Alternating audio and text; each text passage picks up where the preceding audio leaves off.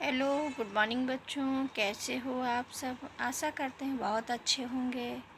तो बच्चों, आज हम हिंदी की बुक से 6th क्लास की हिंदी की बुक से चैप्टर नंबर 13 है भारत रत्न सचिन। ये जो महान क्रिकेटर खिलाड़ियों में से जिसे भारत रत्न दिया गया सचिन तेंदुलकर के बारे में आज हम पढ़ेंगे। तो चलिए बच्चों, हम उनके बारे में जानकारी आपको हम बताते हैं। तो 16 नवंबर 2013 को दो विशिष्ट व्यक्तियों को भारत रत्न देने की घोषणा की गई। इन दो सम्मानित व्यक्तियों में एक नाम है अद्भुत व्यक्तित्व एवं सरल और सौम्य स्वभाव के धनी सचिन तेंदुलकर का। भारतीय क्रिकेटर में नहीं अपितु विश्व क्रिकेट में भी सराहनीय योगदान की दृष्टि से सचिन तेंदुलकर का नाम विशेष उल्लेखनीय है। जिस प्रकार मेजर ध्यानचंद को हॉकी का जादूगर कहा जाता है, उसी प्रकार सचिन तेंदुलकर को भी क्रिकेट का जादूगर यानी वो जादूगर ही कहा जाता है। उन्होंने विश्व क्रिकेट में भारत को विशेष स्थान दिलाया है। 4 जून 2012 को वे राज्यसभा सांसद के रूप में शपथ ग्रहण कर राजनीति की पिच पर एक नई पारी की शुरुआत पहले ही कर चुके हैं। सचिन के प्रशंसकों को आशा ही नहीं विश्वास भी है कि वे अपनी इस नई भूमिका में भी अपने दायित्वों का उसी प्रकार निर्वहन करेंगे जैसे क्रिकेट के मैदान में करते रहे हैं। इस पाठ में सचिन तेंदुलकर के जीवन, खेल भावना, अद्भुत व्यक्तित्व को उजागर करने का प्रयास किया गया है। सचिन की महानता उस गरिमा में है जिसके साथ वे क्रीज पर उतरते रहे। महानता मतलब होता है बड़प्पन। सचिन की क्या है? महानता, बड़प्पन उस गरिमा में है जिसके साथ वे क्रीज पर उतरते रहे, अथवा उस महारत में जो उन्होंने खेल में हासिल की है। लोगों ने उन्हें क्रिकेट का भगवान तक कह दिया, लेकिन वे अपने को क्रिकेट का अनुशासित सेवक ही मानते हैं। क्या दो बच्चों के पिता की महानता उनकी उस बाल सुलभता में है जिस भाव से वे भारत के लिए खेलने को मचलते रहे हैं। जब बाकी बल्लेबाज मैदान पर सिर्फ बाधाएं ही देख पा रहे थे, तब उन्होंने गेंदों के लिए राजमार्ग और गलियारे खोज निकाले। उनकी महानता के लक्षण उस समय भी उभर कर आए जब मैच फिक्सिंग विवाद में के चरम सीमा पर होने के वक्त एक पत्रकार से बोले, प्लीज़ आप मुझसे कहिए कि सचिन इसमें शामिल नहीं। अगर सचिन इसमें शामिल हो गया तो फिर बचेगा क्या? उनका मानसिक संतुलन और अनुशासन, लीक से अलग हटकर सोच पाने की क्षमता ही उन्हें भीड़ में लोगों से अलग करती है। यह निर्विवाद सत्य है कि लंबे समय के बाद क्रिकेट की दुनिया में सचिन जैसा महान और कलात्मक बल्लेबाज देखा है। उनके जैसे विनम्र, सौम्य और शील स्वभाव के स्वामी लेकिन देश के लिए खेलने वाले खिलाड़ी इन दिनों बहुत कम दिखाई देते हैं। क्रिकेट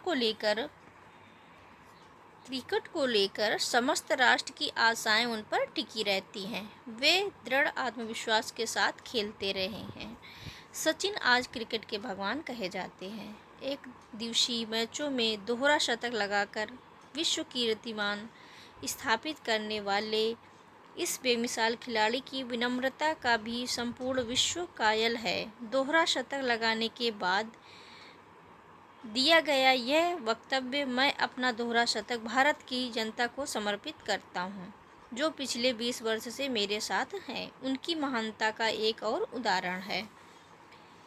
उन्होंने 14 वर्ष की आयु में स्कूल में 5 पारियों में 1028 रन बनाए और वह भी 4 पारियों में नाबाद रहकर 17 वर्ष की आयु में उन्होंने टीम को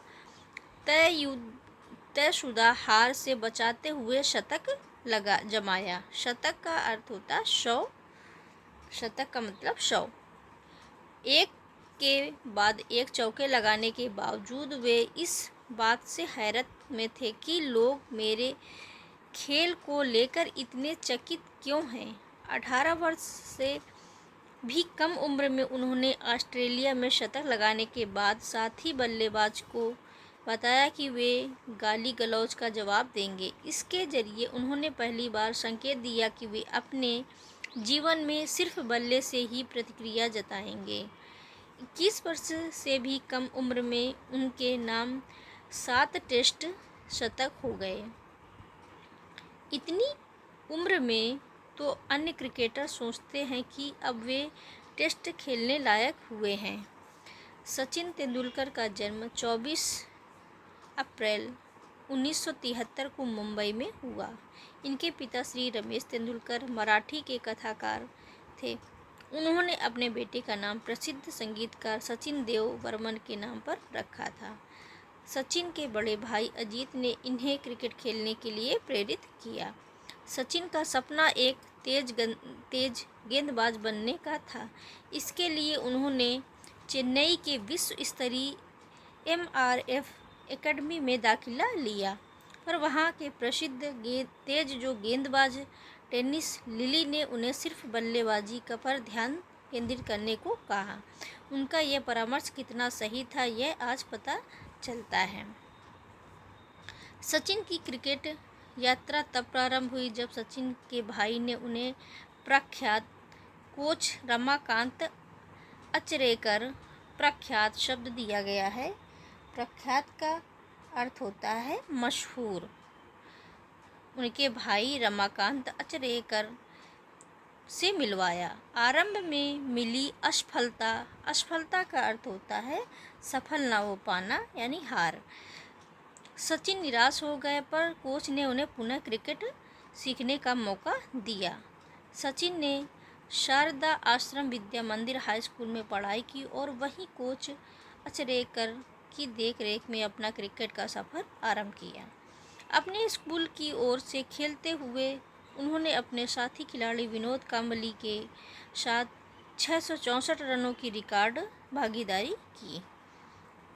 1988-89 में उन्होंने अपने प्रथम श्रेणी के मैच में 100 रनों की नाबाद पारी खेली। यह पारी उन्होंने गुजरात के खिलाफ मुंबई की तरफ से खेलते हुए 15 वर्ष की उम्र में खेली। जब सचिन मैदान पर होते थे तब पूरा क्रिकेट स्टेडियम शांत हो जाता था। शांत मतलब चुप हो जाता था। तब सभी का ध्यान सचिन के खेल पर केंद्रित हो जाता था। सचिन ने सभी तरह के मैदानों पर और सभी प्रकार के वातावरण में क्रिकेट खेला है। उन्होंने सभी तरह के गेंदबाजों के आक्रमणों की धज्जियां उड़ाई हैं। आक्रमण मतलब हमला और धज्जियां उड़ाना मतलब बुरी तरह हराना। एक बार ऑस्ट्रेलिया के प्रसिद्ध लेग स्पिनर शेन वॉर्न ने कहा था, मुझे तो सपने में भी सचिन नज़र आते हैं। तो बच्चों चैप्टर ये काफ़ी लंबा है, हम इसको 2 पार्ट में बनाएंगे। तो बच्चों ये फर्स्ट पार्ट है, सेकंड पार्ट हम कल पढ़ेंगे। वीडियो अच्छा लगे तो लाइक करना। Thank you.